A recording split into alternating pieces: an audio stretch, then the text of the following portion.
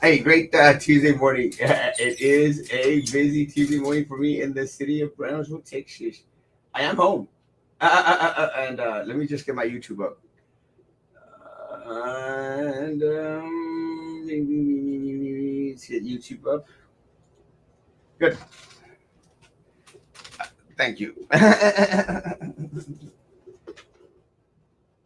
Hey, it takes a while to get ready.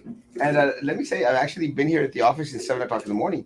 But again, this is not only the studio where we perform these shows, but it's also my work office. I don't like the shine on my face. It's like too much light. My veil being shiny, like a pretty penny, a bronze penny, because I'm Mexican. Let me say, yesterday was like a kind of a different type of show because actually did the show from home, and the reason yo quiero machacadito con huevo. Luis, tráeme un poquito, papi. Ya estoy aquí empezando el programa. ¿Cómo quieres que me vaya desde ahorita? Lleve desde ahorita a almorzar, papá. Pero no, si quisiera. Tráeme, si puedes, un poquito de machacado con huevo. Linares, Nuevo León. ¡Ah! Andas en Linares. Déjame decirte, en Linares, creo que, bueno, todo Nuevo León hacen el mejor machacado del mundo. Pero aparte en Linares es conocido como la capital de las glorias, si no me equivoco. Sí, ¿no? Ahí hacen los dulces de las glorias. Riquísimas. Jimmy, tenemos cita para desayunar o comer juntos en estos días. Dime cuándo tienes oportunidad, comisionado. La temprana votación inicia esta semana. Como quiera, avísame cuando tienes tiempo y me arranco para Puerto Isabel para estar allá un rato contigo y con aquellas personas que se están apoyando. Jimmy se está postulado para comisionado de Puerto Isabel y es una muy linda persona, un buen amigo. Bueno, yo creo que es buen amigo, quién sabe. Lo quiero bastante al mendigo. Linares, Nuevo León, sí, sí, sí, sí.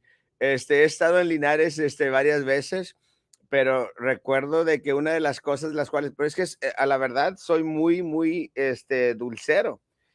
Platicaba con una hermana de la iglesia este domingo y estábamos platicando en cuanto a las cirugías que se hacen para perder el peso. Ellos le llaman la manga.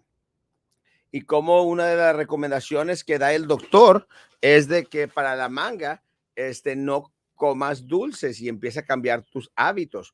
Cuando yo me hice la cirugía, me dice el doctor, bueno, Erasmo, para poder tener una mejor realización en cuanto a lo de pérdida de peso, te recomiendo que cortes las grasas de tu alimentación diaria y corta también todo lo dulce. O sea, quítate de tiros dulces. Y dije yo, doctor, necesitaría dejar de ser mexicano, porque nosotros los mexicanos somos dados a la grasa, al alcohol y a los dulces. Y ni de chiste iba a dejar ninguno de los tres, porque soy mexicano. Pero Linares está hermosísimo, hermosísimo, hermosísimo. Good morning, Bonnie. Hermosa, good morning, good morning. Exacto, sí. La capital de las glorias. Desde Rayones, Nuevo León. Tenemos a mi raza de Nuevo León. Bendiciones. Juantrell Bishop Jr. No he estado en Rayones, pero una de mis metas es para este año era viajar más por México que por ningún otro lado. Y pienso pronto ir a efectuar una estancia en un glimp. ¿Conocen ustedes los glimps? Yo no sabía que era un glimp. hasta que mi asistente, Rubí, me dijo en cuanto a los glimpse. Los glimpse son unos domos donde vas y haces tipo camping, pero no en una carpita, sino que el glimp es un domo de vidrio o de plástico, no sé cuál sea. Pero eso es lo que quiero hacer. Quiero ir a acampar en un glimp allá en Nuevo León. Hay varios en Nuevo León. Este, antes de que termine este año, voy a glimpiar. A glimpiar. Acabo de inventar una palabra para que vean que soy novedoso. Early voting begins today. Yes, guys. And we'll be voting for Mayra Flores or Dan Sanchez to be our U.S. Representatives to finish off the term for Congressman Filemon Vela, who did nothing for us. Nada. So it's going to be interesting. Good morning. Good morning. Not much. Everything's cool. I should have sent you a link. It would have been fun. Saludos desde Rayones, Nuevo León. No he ido a Rayones, pero quién sabe si en este tiempo que vaya a ser mi glimpse este año, pase por Rayones o busco a Rayones. Los únicos rayones que conozco son los que a veces dejo en mi ropa interior. Muchísima información, demasiada información. US Kitty Hawk is so big you can see it in the distance. Yes, this is amazing, guys. The Kitty Hawk is going to be coming through the port of Brownsville. It's going to be dismantled here. Yeah, it's such a shame. The Kitty Hawk is famosísima. It would have been so cool, guys, if it would could have been set up somewhere, and we could have used it as a floating museum out here for us. I thought that would have been a better purpose, better use for it. It's the Kitty Hawk, man. I mean, who doesn't know the Kitty Hawk? And anyone interested, please go down to the Port of Brownsville and please send me some pictures so I can post. Because I actually have work to do today. Yes, I have work to do today. And actually, it was kind of a trippy deal. I was actually going to go to Matamoros as soon as I finished the show because a friend me estoy rascando el oído. I know I shouldn't. Pero me da comezón y no me alcanzo because my fingers are a little bit on the thick side. No salió nada. A friend of mine and a friend of ours from church in Matamoros needs some blood, someone to donate blood. And I said, well, I'll donate blood. I mean, I've always been very, very successful in donating blood to individuals that have been in need of blood. I don't know why. I've got good blood. So this morning I went out there and I submitted a post on my church page in reference to how I've always been called to get donate blood. We had a friend of ours from Matamoros, a member of the church, who had a car accident, and she was in the hospital, and the one on La Sexta. I don't know which one it is, but so we got together. Back then I was a young kid, so we got together and el grupo de jóvenes. We went to Matamoros to visit, just to visit, because she was very very active in our youth rallies. And while I was there, they said, "Well, we need blood," and I think her brother tried to give blood and it wasn't compatible for some reason. I think that they should have asked their parents, "Are y'all telling us the whole truth?" But what happens is I go up there and I said, "Well, you could check and see if my blood's compatible. I'm already here." And sure enough, my blood was compatible. So they donated blood and they put it directly into the patient, something like that. I don't know what the process is, but I was telling folks this morning on my church page that we used to have these big old meets in Monterrey. This big old church meets once a year. All the congregations in Monterrey got together and had worship together, which was kind of like an awkward kind of deal because you really didn't appreciate the benefits of being a part of a small church. So we were out there, and one of the preachers that formed, it was a members of this little group. makes an announcement on the last day that it was, well, it was on Sunday at the last hour, and goes out there and says, "Hey, if anyone can go donate blood, my wife's in the hospital and she needs blood." And you're talking about an audience of 2,000 to 2,500 people, and all of a sudden they say, "Hey, you know, we need someone to break down with him blood." So I took down the number. I said, well, I'm not doing anything tomorrow. So the next day I called him. I said, "Hey, man, I'm available. Do y'all still need some?" He goes, "Yes." So I go to the hospital. It's on Constitucion, and he met me there in the bottom, and sure enough, took me in. And again, they gave her my blood directly, and it was a kind of trippy deal. I think they took a crap load of blood out because I know that afterwards he goes, "You want to go get something to eat? I mean, I'll take you since you came and donated blood." I go, like, "Sure, man. I never say no to a free meal." So you could have testified to by seeing pictures of how fat I was before. And we went to eat, and I said, "Hey, man, just out of curiosity, what number am I in regards to the number of individuals that came to donate blood?" He goes, "You're the only one." No one else offered to help with a blood donation. I go, like, "What? Like, what do you mean? Out of a room of 2,000 to 2,500 people, all churchgoers, you expect tons of individuals saying, pick me, pick me." But that was not the case. I was the only one. And I think that whole day, I think I was the only one that donated blood, but I think that that was enough that they needed. And I remembered all that because I saw her yesterday, Sunday at church there in Monterrey. And sure enough, great, great, warm reception that we had. But also, this morning, a friend of ours, church member from Matamoros, also needed some blood, and I said, "Was me?"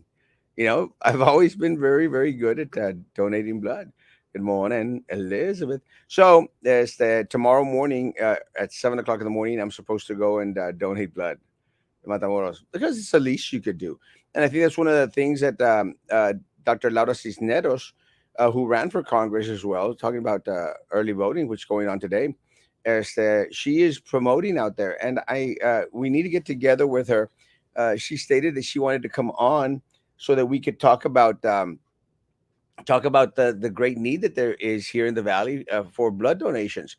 One of the things that we learned right after the Uvalde incident is how our blood banks were needing blood, and how we needed to come together and donate the blood. And again, I'm always ready and willing to go donate blood, but I'm going to go to Matamoros tomorrow to donate blood. So, and why it's again not for any other reason, but the needs in these towns, like in Matamoros, in these border towns, is a lot greater. And I'm very, very proud that the community around Uvalde has taken care of the immediate needs. So I think one of the issues with the blood drives going on here in the valley, they are to replenish the extras that they have, if that makes sense. The reserves that they have, extras, the reserves that they have. But guys, if you do have the opportunity, please donate blood, and as often as you can, to where it's going to be safe and healthy for you. Because a lot of folks wish to donate blood, want to donate blood, and they cannot donate blood. I am organizing the blood drive. More information there. Yeah, that's what we were talking about, Dr. Cisneros.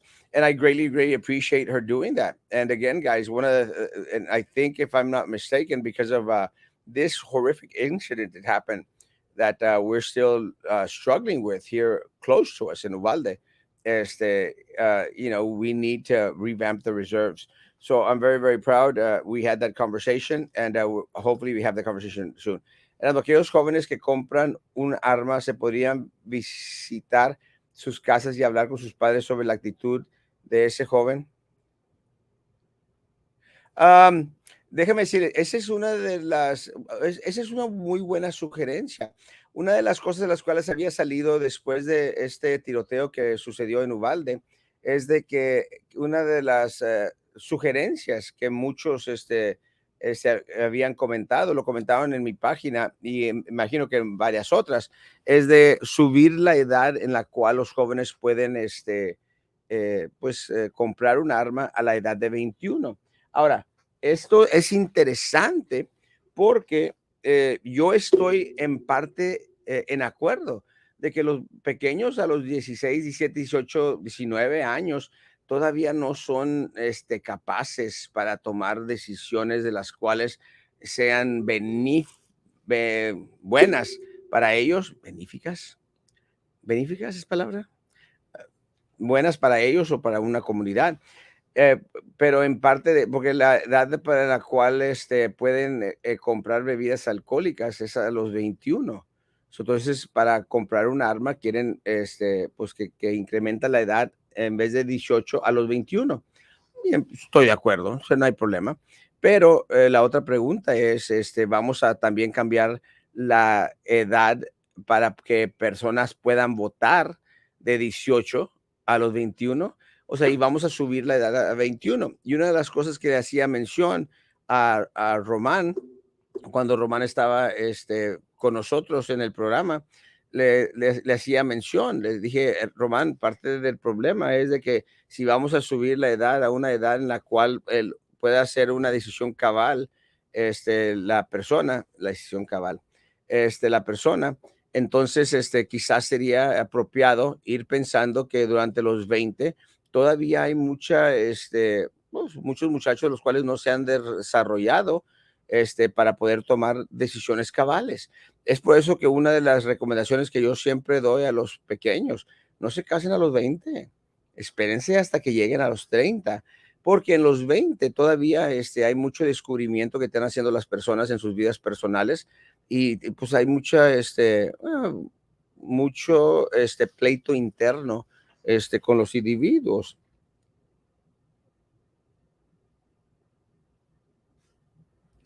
No tenía teléfono.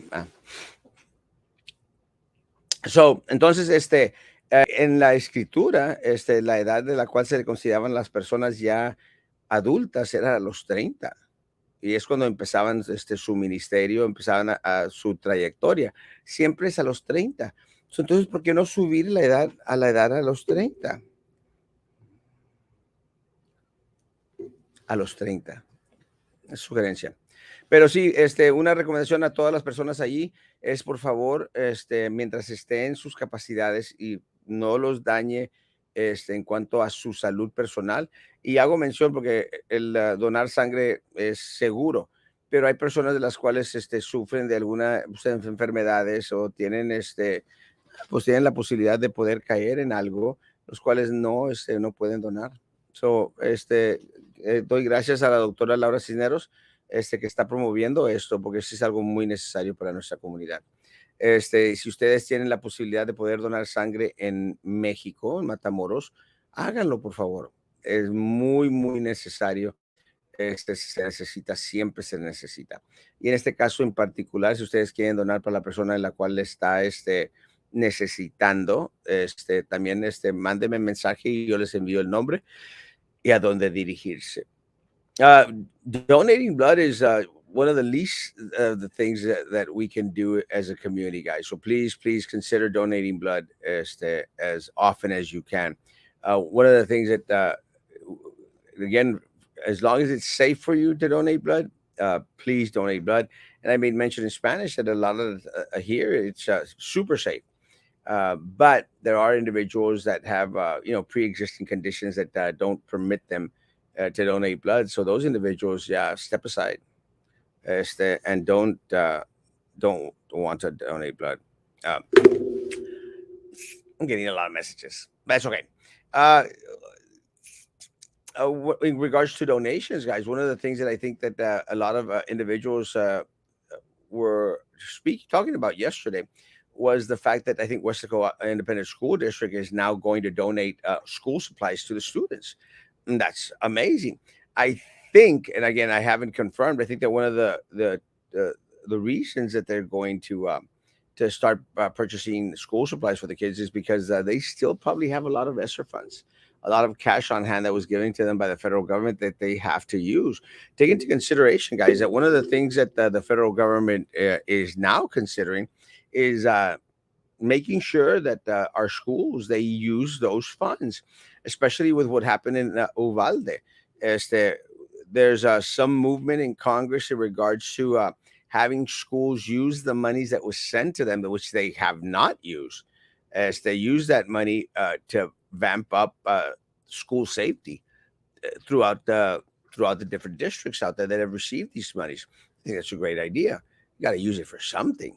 And let me tell you, as that I think what's going to happen is there's going to be a little bit more oversight in regards to what has been done so far with the monies that they have received, and to make sure that they have been used wisely and in a way that benefits the community as a whole. I think that's one of the areas that BISD is going to fall short on. Because again, I think we're the only ones that went out there and reported that ESSER funds money were used to save, to bail out employees' health insurance. And although it's a great thing to do, guys, they put us in that hole. They placed us in this hole by hiring the individuals that were not the most qualified. They placed us in a hole by diverting a lot of the monies that we were supposed to go to try and find as the insurance that is beneficial to everyone out there. They did it to fulfill contracts with the individuals that line their pockets with cash. And that's unfortunate. That's really unfortunate. But in regards to the school supplies, I was surprised by a lot of the comments out there because, guys, what Westco Independent School District is doing is a great, great thing. Unfortunately, for a lot of the people here in the city of Brownsville, guys, you've seen the school supplies lists that are thrown out there as that by the different schools. They are ridiculous, guys. They ask for stuff as that you think that you. I mean, where in the hell did all this come into play? And I mean, before when we would go buy school supplies, we bought paper, a couple of notebooks, some pens, and some pencils. And if we were lucky, we went out there and bought some crayons. But usually we'd get those from somewhere or other. But the lists were a lot shorter. And I would dare say we learned a whole hell of a lot more back then than a lot of the kids are learning today. Have you seen the kids' grammar today? Have you seen their reading, writing, arithmetic skills? Horrible. I've seen the posts. I'm going like, damn, bro. And it's just very, very evident that there's a lack of education going on. And I think what happens is just everyone right now at this point in time is just so very, very stressed out. There's very little to do. Thank you all who want to donate. Blood saves lives, 100%. This is my opinion and mine, but I think that paddling kids in school should be implemented back in school. Kids nowadays know that they can get away with anything disrespecting teachers. Staff parents are not allowed to hit them anymore. Take into consideration, Hector, that a lot of the parents are at fault because se chiflan mucho los mendigos huercos. You know, I've been to Walmart or HEB where el huerco is like, and the parent, te voy a pegar, te voy a pegar, te voy a pegar. And they never hit those damn kids. Suénate ese mendigo huerco. I'm surprised that with a lot of the things that a lot of the kids that nowadays that they get away with, they get away with crap and a half. So I think it's amazing. I mean, back then in our days, our parents would just look at us and you knew you were in trouble. It was the stare of death. You knew that as soon as you got home, te iba a llover, vato. Nowadays, that doesn't exist anymore. I think it begins at home. Now, you have individuals who the teacher regaña al maestro al alumno, and ahí viene la mamá, pero mi hijo es un angelito del diablo. So I think it just goes both ways. We've got to teach the community to go back to a day that everything made sense. We used to have pencil drives. We did because we thought it was cute and beneficial as well. I hate getting voice messages. Why don't people understand that? The parents should be the ones that need to be paddled. I agree with Royal. I think that's part of my stance, guys. We need something a little bit more. But with that said, guys, it would be wonderful for the district to provide the school supplies to our kids. I mean, take into consideration, guys, is that someone's got to provide those school supplies, and at the end of the day, it's just going to be you. And for individuals, again, and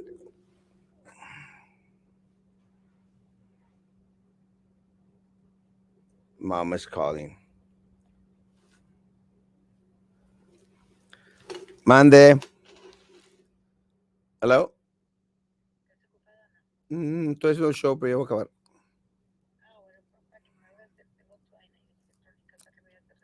A ver, vea. Bye. Mama called. Gotta listen to Mama. Let's see. My sister's a teacher. I think she puts up with a lot of teens getting in their face. And she was almost assaulted. Then at the end of it, it's the teacher's fault. 100%. That's the matter. We've got to empower our teachers. We have to empower our schools. And I think we'd avoid a lot of this crap. And I know that there are some teachers that need to be weeded out. Just start weeding people out. Yes, but now you discipline a child and they can call the police. Yeah, exactly what happened to JR's sister. It's just horrible, guys. We don't have those moral values. We don't have any. Guys, if you're on YouTube, please click on that like button. Guys, Mama just called, and when Mama and Papa call, I have to react. We've been on for a good 30 some minutes, I think. Yeah, 30 minutes is good. It's good enough. Guys, have a great day. I'll be posting throughout the day. I should be here. I've got a lot of work to do, so I'm going to catch up on a lot of the work that I have to do. Hopefully tonight we'll have Maggie and Sam on. Maggie is just being too faltista. Guys, have a great day. Social distance, face covering, hand sanitizer. Still believing in all that crap. I'm done. Guys, be good to each other and continue to be good to me. God bless. See you tonight at 9.